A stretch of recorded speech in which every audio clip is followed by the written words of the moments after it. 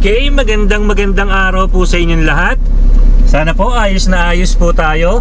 Ako po ulit ito. Sorry. Ako po ulit ito, si Camshot ni Eds. Okay, mag-update lang po tayo. Kung makikita nyo po, nandito tayo sa bandang Kalumpit. May biglaang update lang po tayo kasi nandito na po tayo sa area. Huwag na po nating sayangin.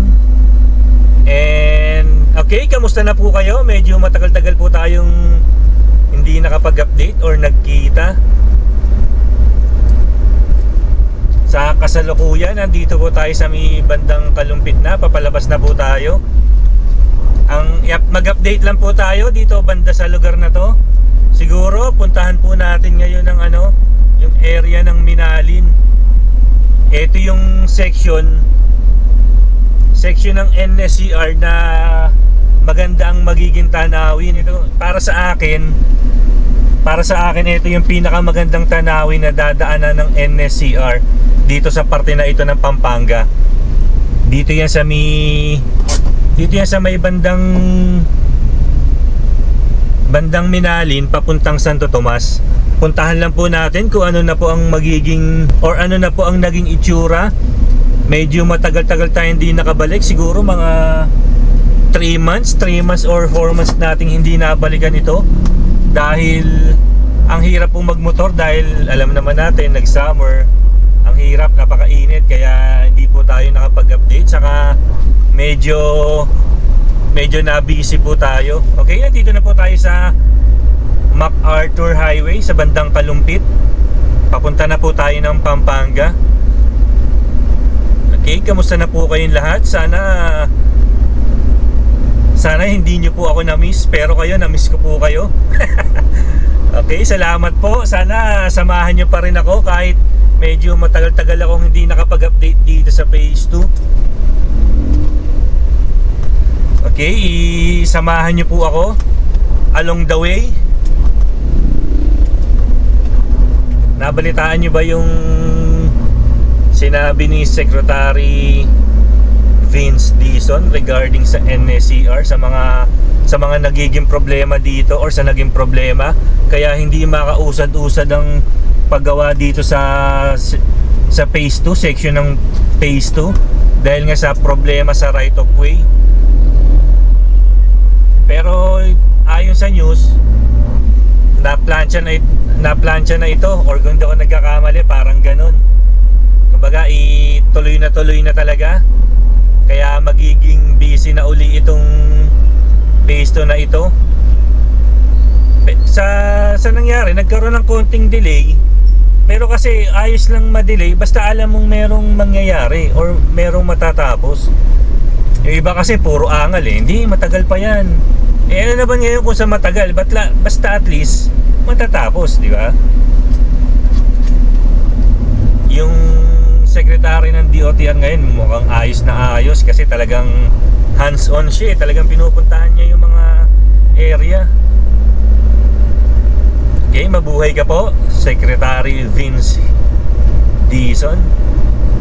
Sana pagpatuloy niyo po yan para mas mabilis matapos itong proyekto na ito at masakyan na natin. Atat na kasi ako makasakay dito eh. May mga nakapagsabi dun sa pupuntahan nating area sa may bandang Minalin. Natapos na daw yung paglalagay ng mga SBGs or segmental box girders ng contractor nga ba to? Sa sobrang tagal nakalimutan ko na anong contractor ba tong may hawak ng papuntang hanggang doon sa may boundary ng Minalin. HMJDB ba? Na ibig sabihin Hyundai Megawide Dongha Joint Venture.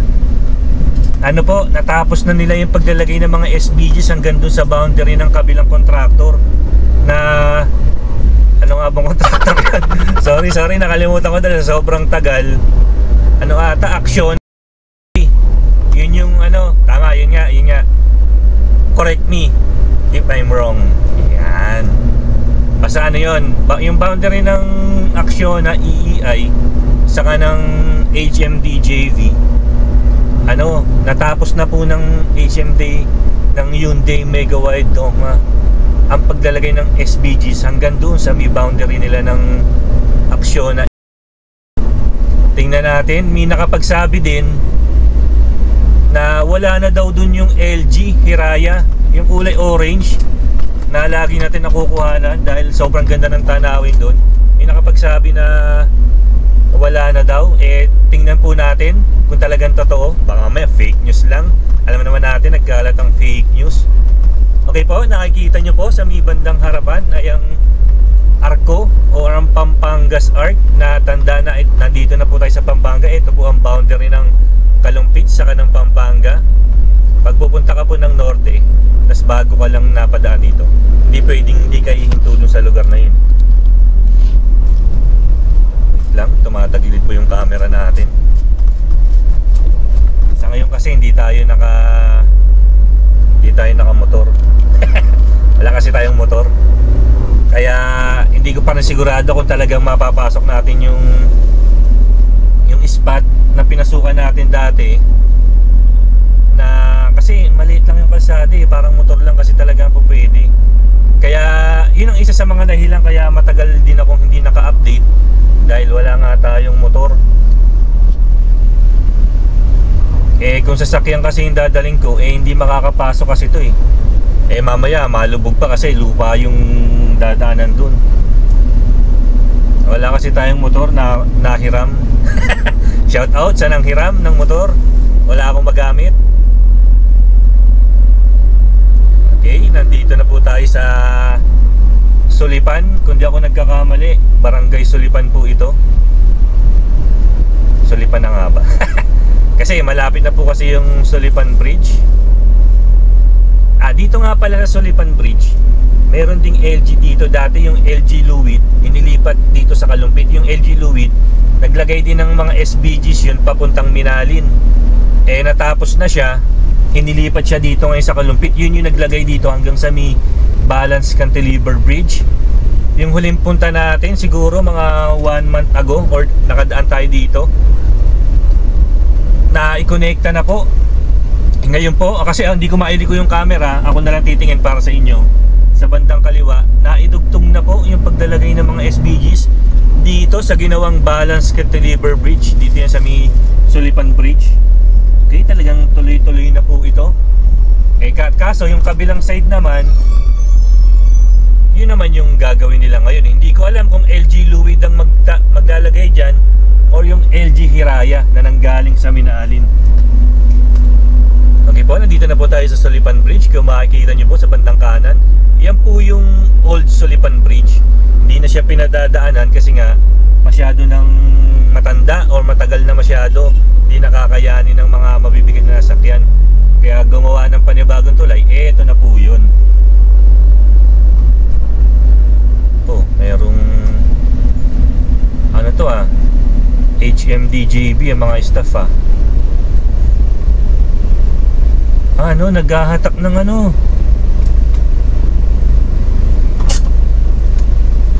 ito po, na-timing tayo dito sa bandang unahan. Yan po, talagang hirap nung sobrang bigat kasi niyan.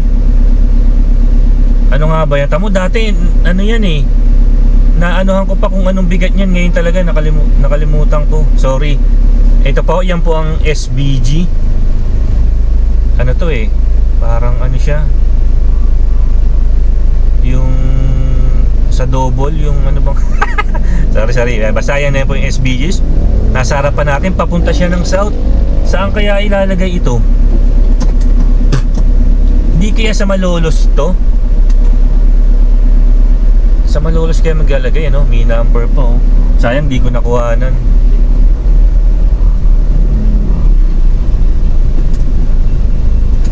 Okay, shoutout po kay na sir.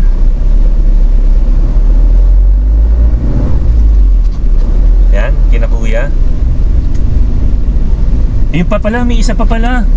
Dapat pala di muna tayo dalawa, bali, ganun talaga kasi ang senaryo palaging dalawa yung SBGs na tinatransport. Hindi lang natin alam kung saan siya dadalhin. Pwede kasing sa may Kalumpit or pwedeng dun sa may bandang Malolos. Itingnan natin. Okay, eto na po. Malapit na po tayo sa bypass road. ano to? Lubao, Guagua, Santo Tomas, Minalin Bypass Road, or mas kilala sa tawag na Pampanga Southern Bypass Road. Okay po, yan sa bandang kanan, yan po yung papalabas ng Pasanta Ana. Ayan po, hindi po tayo papasok dyan. Dito po tayo sa kabila. Okay, subukan po natin kung pwede tayong kumaliwa dito, kung makakapasok tayo.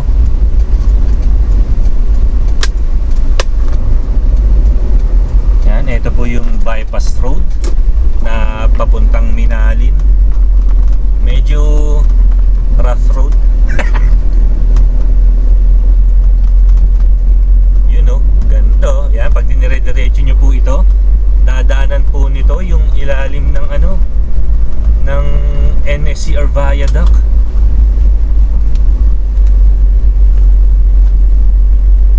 Yun o, sa bandang, sa di kalayuan, nakikita ko na po ang ano ba yan? Okay, punta po tayo banda doon. Sana naman hindi malambot ang lupa kasi tuwing hapon po kasi ano, di ba? Umuulan. Yan. Hindi ko alam kung medyo matatanaw nyo na ang viaduct kasi ako tanaw ko na. Eh dito sa video hindi ko alam kung matatanaw nyo na po. Ayan, yung viaduct nyo. Tapos pag dinire-diretso nyo po ito, dadaan po ito ulit. Ulitin ko lang po, dadaan po ito sa ilalim ng viaduct. Kaya talagang pag na-connect na po ito, pwedeng doon tayo siguro mag-update na. Alam nyo pa po kung isa pang kalaban natin dito is yung mga ibon. Ang daming ibon. Eh siguro isang kiss na lang muna ulit tayo sa isang kiss muna po ulit tayo sa drone natin. Hindi natin alam kung makakabalik pa. Pero sana naman po walang mangyari at makabalik pa uli itong drone natin. Yan kasi ano po itong lugar natin, Latian. Ano bang ibig sabihin ng Latian? Ito po kasi yan. Pwede nyo na lang, di ba meron po kayong computer or cellphone, ipunta nyo po sa Google tapos search nyo po kung ano po yung Latian. Okay? Sana po may nakuha kayong aral din sa sinabi ko. Okay, nandito na po tayo. Lapit lang po tayo ng konti doon.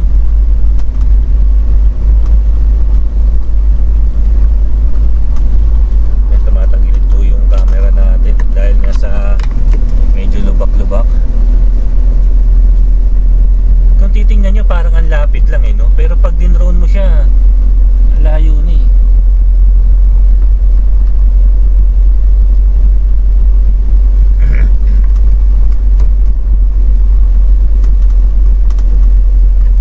Sa harapan po ang LG number 1 ng Acciona. Yan, tingnan po natin kung pwede tayong pumunta pa dun sa banda dun. Eh no, siguro natatanaw nyo na po yung viaduct. Yan. Yung talagang lapit no, parang gusto mo nang kuhanin.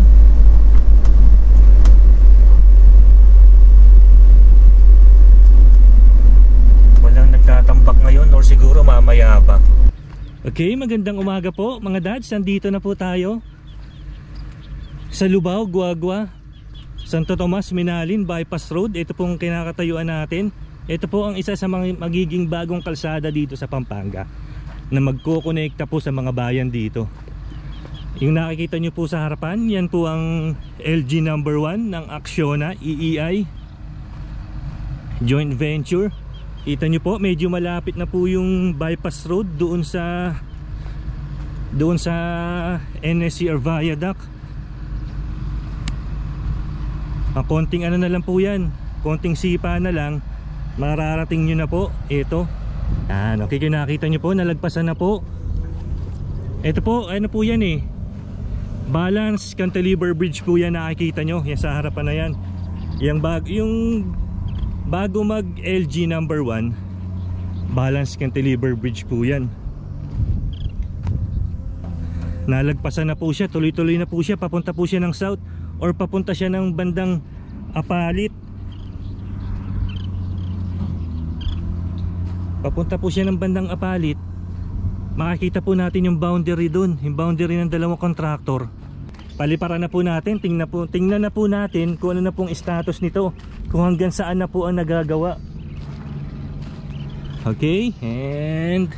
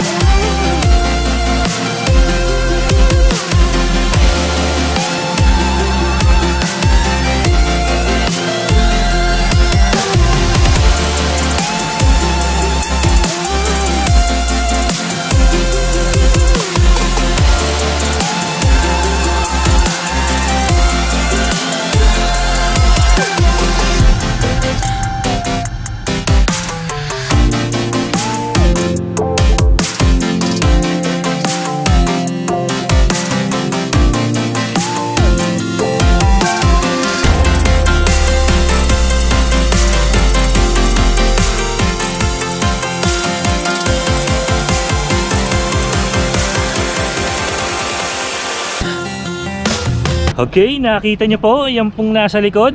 Napaliparan na po natin ng drone. Yan pong nasa likod ko. Sandali lang. Ayan, yan po ang LG number 1 ng Acciona. Kung nakita po natin, tuloy-tuloy pa din sila sa paglalagay. At napuntahan din po natin yung boundary nila. Wala na po talaga yung LG Hiraya. Hindi ko alam kung saan po siya napunta or saan dinala. Nakuhanan din po natin yung balance cantilever bridge na isa doon. Halos patapos na din po siya. Siguro bago matapos ang taon, maiko-connecta na yan dun sa may boundary. Yun ang tansya ko po. Lalo na ngayon, pinamamadali na yan ni Secretary Dizon. Okay? Nakita nyo po, medyo nakakapagod maglakad. Whew! Alam nyo po, pag nagawa tong bypass road na to, makikita nyo rin po yung mga nakikita ko na yan, na mga tanawin. Lalo na pag hinarap ko dito, yan po ang Mount Arayat. Gandang tingnan. Okay? Sa mga nakaabot po dito sa parte na ito, makikisuyo naman po ako sa inyo na makikiclick naman po ng subscribe button dyan sa may bandang ibaba. Sabayan nyo na rin po ng notification bell para maging updated ka pa sa mga ganitong view. Ibalik-balikan lang po natin ito. Whew! Nakakapagod. Hindi ako nakabili ng tubig. Yun o. Yan o. Diba? Okay, nagtatambak po sila. Alis na po tayo para hindi tayo makaistorbo. Okay po, may ulitin ko lang po. Salamat po sa pagsama nyo. Ito po si camshot ni Eds. Usap po ulit tayo along the way. Pabalik na po tayo. Tingnan natin kung makakadaan tayo ng Kalumpit or kung makakapagpalipad tayo. Hanapin lang natin yung LG Hiraya, kung saan siya dinala. Sigurado doon dinala yung banda doon eh. Okay, hanggang dito na lang po. Marami pong salamat sa pagsama nyo sa akin at sa muling pagbabalik natin dito sa phase 2. Unti-untiin po natin. At least pwede pa lang, kahit hindi pala tayo nakamotor, meron na tayong spot na pwede yung sasakyan. Okay? Okay, nakakuha na po natin. Nakapag-update na po tayo dito sa Miminalin at Santo Tomas. Nakakuha na natin yung NSCR Viaduct. Nakita po natin na wala na pala talaga ang LG Hiraya. Yung kulay orange na nakuha na natin last time.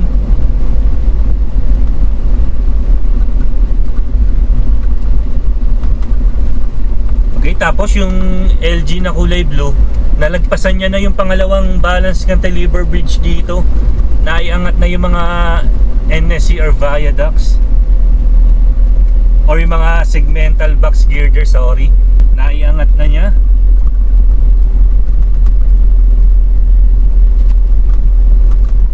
Okay, bali tapos na po tayo. Ito pong dinadaanan natin. Ito po ang Lubao, Guagua, Santo Tomas, Minalin bypass road. Malapit na po siya sa NSCR line or do sa NSCR viaduct. Konting-konti na lang. Tapos may nakausap tayo doon, hindi ko na sila papangalanan. Once na ma-reach nila, maabot na nila yung NSCR viaduct, titigil muna yung pagtatambak nila. Kumbaga hindi pa sila allowed na tumawid doon. Kumbaga siguro tatapusin muna yung area na yun bago sila makatawid sa kabila. Okay, marami pong salamat sa pagsama sa akin sa vlog natin na ito. Nagbalik po ulit tayo dito sa Payson na matagal-tagal nating hindi napuntahan. Kung naabot nyo naman po itong parte na ito, makikisuyo naman po ako sa inyo na kung hindi po kita or hindi pa kita subscriber at bago lang ikaw sa channel ko or napadaan ka lang, nakita mo lang sa home screen mo, makikisuyo naman po ako sa inyo na pakiclick naman po ang subscribe button diyan sa may bandang ibaba. Sabayan nyo na rin po ng notification bell para maging updated ka pa at makakita ka pa ng mga ganitong eye relaxing scenery. Dito yan sa may dadaanan ng NSCR. Okay, marami pong salamat. Hanggang dito na lang po. This is Cam Shot ni Eds. Kita-kits po ulit tayo. Siguro mga after 2 months po ulit. Okay, salamat po and